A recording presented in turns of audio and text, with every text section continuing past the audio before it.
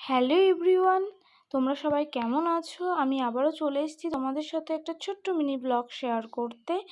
এই দিনটি ছিল 30শে এপ্রিল।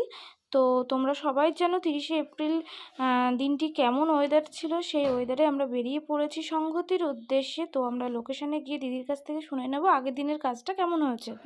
এই যে আজকের মিষ্টি ব্রাইড, যাকে আমি আগের দিনও সাজিয়েছি। তো দিদি বলো, আগের দিনের অভিজ্ঞতা কেমন? খুব সুন্দর হয়েছে এবং সবাই খুব ভালো বলেছে। তো আমার তো মানে যতটুকু চেয়েছিলাম তার থেকেও খুব সুন্দর হয়েছে, সবাই পছন্দ হয়েছে। আমার দিদা বোঝে না মেকআপ সম্পর্কে কিছু, কিন্তু সেও দেখে বলেছে খুব সুন্দর হয়েছে। সব কিছু ঠিকঠাক ছিল তো? হ্যাঁ হ্যাঁ, খুব সুন্দর। মেকআপটা লং লাস্টিং হয়েছিল? হ্যাঁ হয়েছে। একটু ঘামটা মোটেনি তো? না। সব ঠিক ছিল? হ্যাঁ। আচ্ছা, তাহলে আজকে শুরু করি। আচ্ছা, তো তোমরা দেখেই নিলে আমার ব্রাইড আগের দিনের মেকআপটা নিয়ে কতটাই খুশি।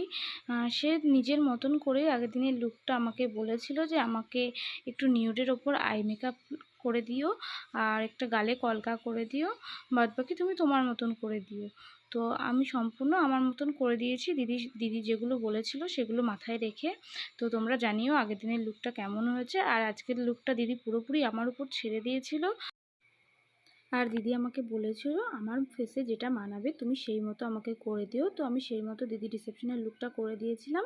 তো দিদির বিয়ের দিনের লুকটা রিসেপশনের লুকটা তোমরা দেখে জানিও কোন লুকটা বেশি ভালো হয়েছে। তোমরা অবশ্যই কমেন্ট করে জানিও।